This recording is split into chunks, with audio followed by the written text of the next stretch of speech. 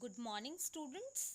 So, today we are going to discuss about the next topic from your chapter number 11, and the topic is types of forces. Okay, in our previous video we have discussed about force, effects of force, and resultant force. Okay, and today we are going to discuss about types of forces. So, there are two main types of forces. The first one is contact force, the second one is non-contact force. Okay. So, contact force are forces which act only when objects are in physical contact with each other. Okay जब दो object जो है एक दूसरे के साथ contact में है, फिजिकल कांटेक्ट में है, तो वहाँ पे आपका कांटेक्ट फोर्स होता है. ओके, सो कांटेक्ट फोर्स है आपका जैसे muscular force, force of friction, ये क्या है? कांटेक्ट फोर्स है. इसके बारे में हम अभी डिस्कस करेंगे. Now the next one is non contact force. Non contact force क्या होते हैं?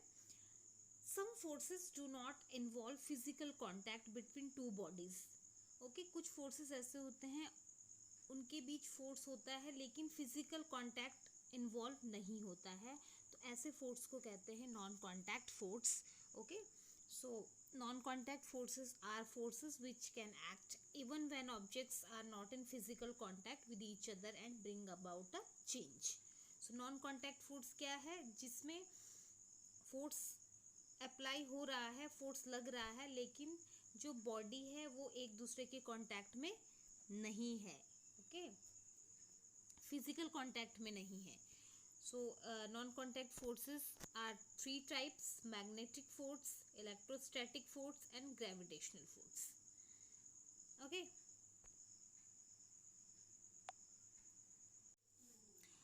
now firstly we are going to discuss about the type of contact force.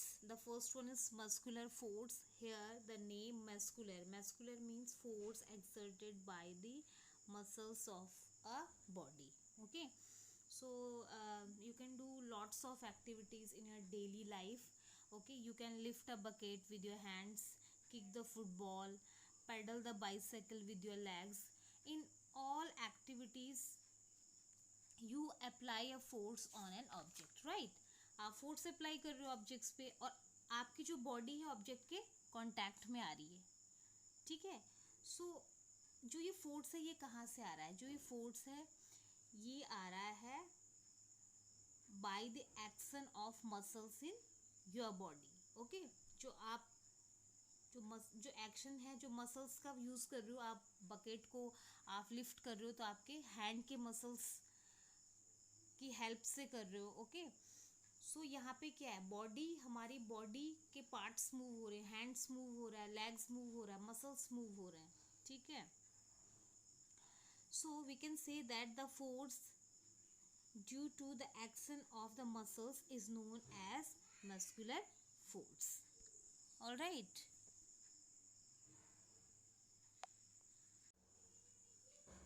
animals like horses, camel, donkey, elephants also use muscular force to perform various task. आपने देखा होगा जितने भी task होते हैं, अगर एनिमल्स हैवी लोड कैरी कर रहा है तो वो मसल्स का यूज़ करता है. तो यहाँ पे वो मस्कुलर, यहाँ पे कौन सा फोर्स अप्लाई हो रहा है? Muscular force. Okay, so I hope you all have understood about muscular force.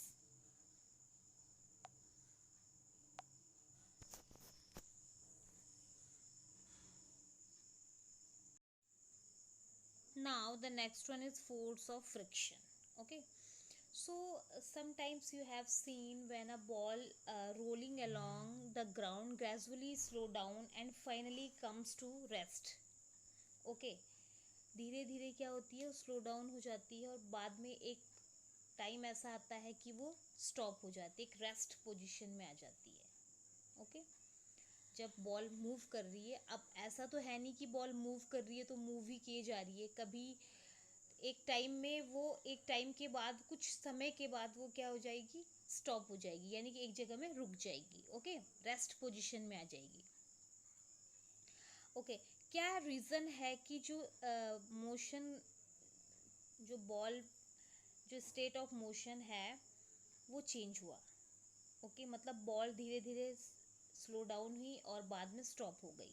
क्या यहाँ पे कोई फोर्स अप्लाई हो रहा है जो बॉल को स्लो कर रहा है और धीरे धीरे उसका जो मोशन है उसको स्टॉप कर रहा है? और कौन से डायरेक्शन में ये फोर्स अप्लाई हो रहा है? तो यहाँ पे जो फोर्स अप्लाई हो रहा है वो है आपका force of friction.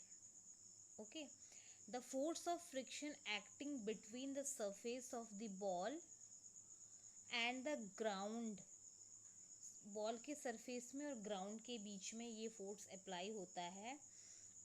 Okay, that opposes the motion of the ball.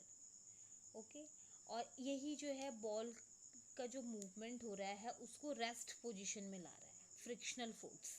Okay, so the force acting along the two surfaces in contact with opposes the motion of one body, the other is called the force of friction।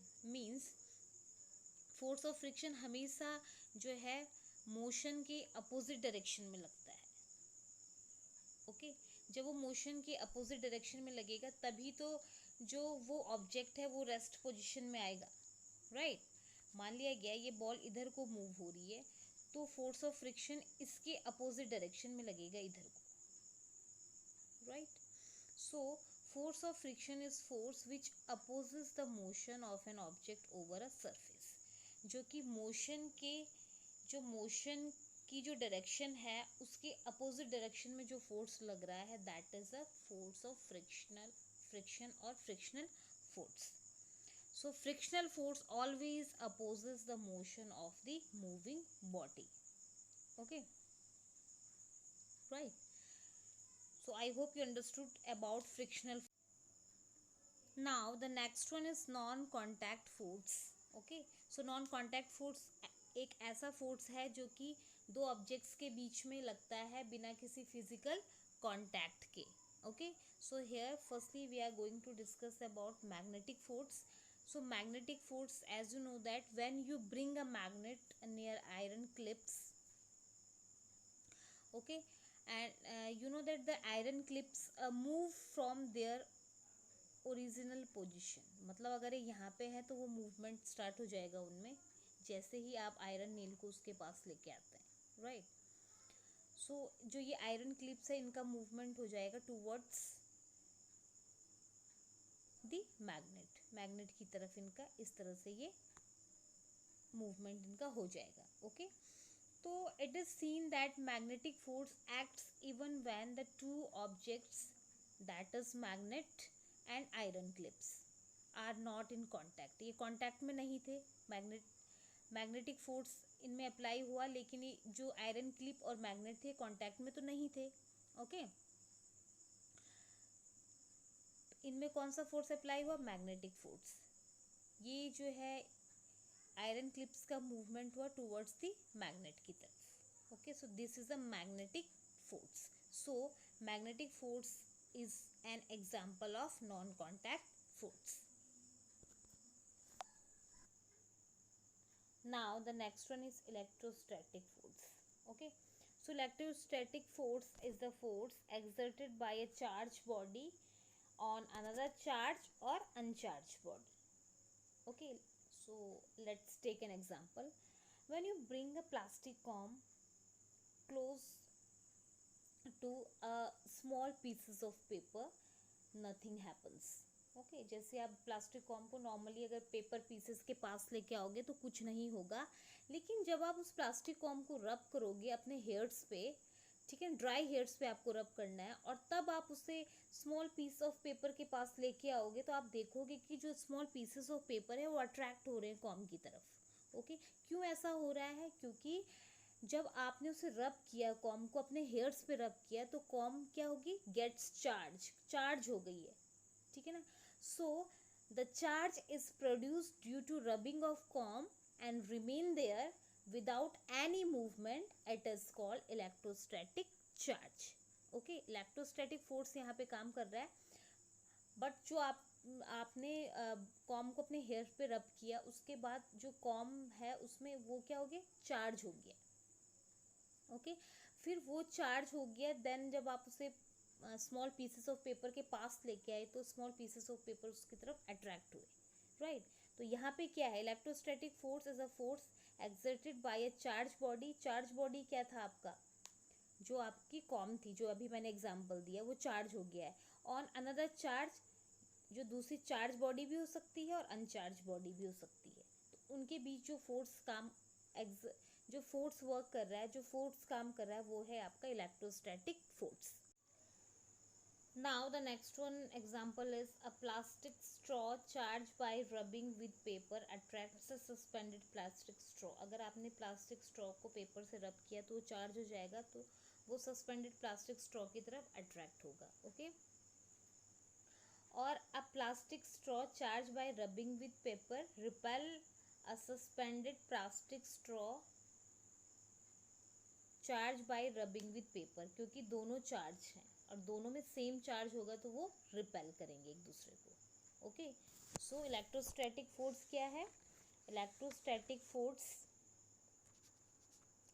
The force which exerted by a charged body on another charge or uncharged body, okay। So I hope you all have understood about electrostatic force. Now the next one is gravitational force, okay।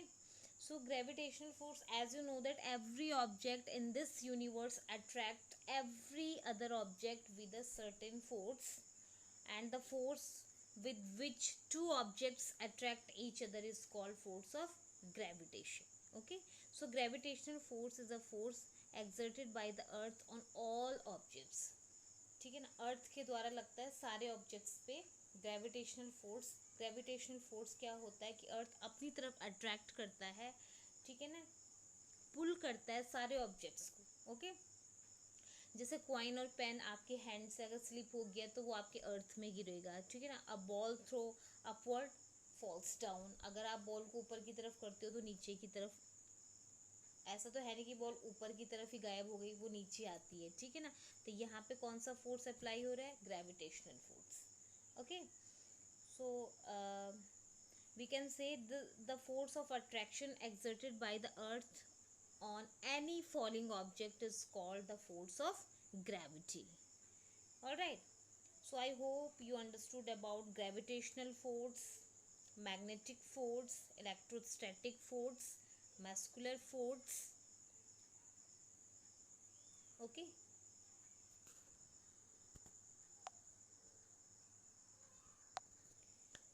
And frictional force।